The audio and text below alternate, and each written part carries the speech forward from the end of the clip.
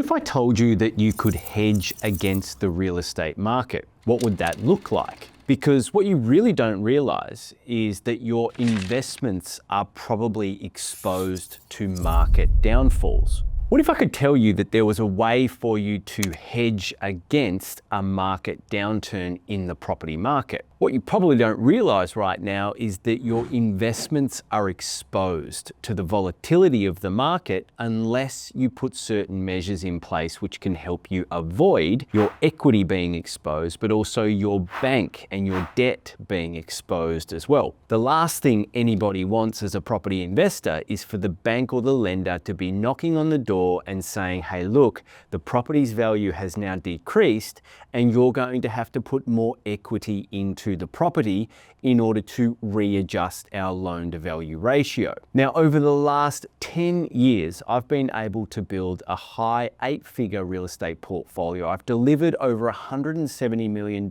in real estate assets. And these are physical buildings that you can walk up and touch and feel and smell, and they are real and brought into existence. But what I wanted to do in this video was take you through one of my strategies that has allowed me to continually hedge against market fluctuations. What I'm talking about here is by using a very simple and effective strategy to add instant value to a property, which then allows you to create a buffer zone. So let's just walk through a quick example. Say, for instance, you find a property that's sitting on a nice corner block.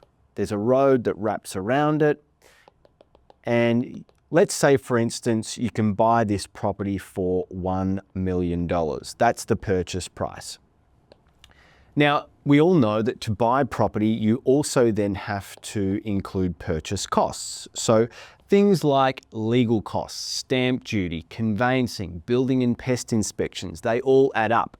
And generally speaking, we might apply, say, around 5 to 6% of the purchase cost which we applied to, of the purchase price which we applied to purchase costs. So in this example, you would then pay, say, around $60,000 to buy a $1 million property. So if you go to the bank, they then offer you the ability to loan $900,000 or borrow $900,000, which means then that you've got a loan at around 90% loan to value ratio. Of that, it means that we've effectively then got to put in $160,000 of what we call equity. Now, this might be in the form of savings, cash, could be an inheritance that you've received. It could be equity that sits within an existing portfolio of yours that you're now looking to draw out to then go and buy another property. But either way, you've got $160,000 of skin in the game. Now, let's say, for instance, that the market drops by 10%. Pretty common in the real estate market. It goes through ebbs and flows, but as we know, over the long term, property prices tend to appreciate, but there can be times throughout those cycles where property markets do fall. Now, let's say 10% is a pretty conservative drop in pricing. That now means that our $1 million property that we've purchased is now worth $900,000. Right? 10% of $1 million is $100,000, which means the new value is now $900,000. What does this mean for our position? Well, effectively, our bank's debt is $900,000. Our $160,000 has been wiped out. So there goes our $160,000. The bank's going to be looking at you to say, well, hang on a minute, now that the debt is $900,000 and the property's value is $900,000, you're going to have to reduce that down. So there's an extra $90,000 of equity that's required to basically bring this loan down to $810,000. Okay, just to create that extra buffer for the bank. And so not only are you $60,000 down the tube, but you're now also having to tip in an extra $90,000 as well. Now, this is not an ideal situation to be in as a property investor. We want to try and avoid this type of activity from happening at all costs. Now, as a real estate investor, you've really got two main priorities that you should be focusing on. The first one is, how do I maximize the value in my portfolio at all times? And How can I mitigate risk in the portfolio at all times? So let's walk through a quick example. Let's say, for instance, this property that you've purchased, it's sitting nicely on a corner block. And let's say, for instance, you could go and spend a certain portion of money in subdividing off this rear parcel here to create a new lot.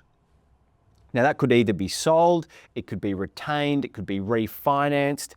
Maybe you don't do anything with it. Maybe you go and build another dwelling on that. But let's just say, for the purposes of this exercise, that you just spend money on going through the subdivision process. So if we go back down here and we start a new set of numbers, we effectively look at our purchase price. Now, our purchase price hasn't changed. It's still $1 million. Our purchase costs are also no different. So if we look at that, that's then $60,000. And let's say, for instance, the subdivision, standard subdivision, corner block, freehold Torrens title, new connection to services, pretty straightforward, some applications into council, and we're just about there. Let's say the subdivision costs us all up $50,000. Okay, so $50,000. What that means is that we've now had to put in $1 million plus 60 plus 50, which takes our total cost to 1.11 million. Now, that's effectively over capitalizing on the asset, but is it? When we look at what the value would be in this instance, we've got to go back up and say, okay, so what we've done is we've taken, let's call maybe a 700 square meter block of land, and we've divided it into two. One's got a house, so it's not going to be worth the $1 million that we originally paid for it, because we were getting an additional land piece that came with that, extra land content. Let's say, for instance, the value of that drops to now $900,000. This block of land up here, though, is now worth probably around 450,000, let's say. So if this is worth 450, this is worth 900, our total value of real estate now goes to 1.3 million, 1.35 million, which is pretty good, pretty good. Now let's walk through exactly the same exercise. If the market was to drop by 10%, so market goes down 10%, 10% of 1.35 is going to be $135,000, which means that our revised value would go to 1.215 million. So our new real estate that we've created is now worth 1.215 million. We've paid 1.11 million to actually create this extra value, and that means that we're still in the black. Our loan value has not changed. So our loan is still $900,000. Our lender or our bank is still protected. If anything, the loan to value ratio has dropped substantially, so it's a far lower risk investment for the lender.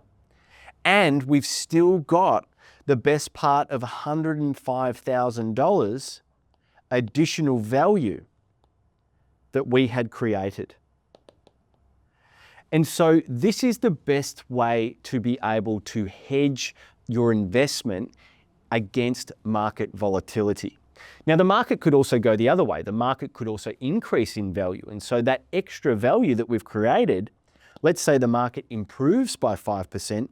If we have got a property that's worth $1 million and that improves by, say, 5%, well, it's only going to be worth $1,050,000.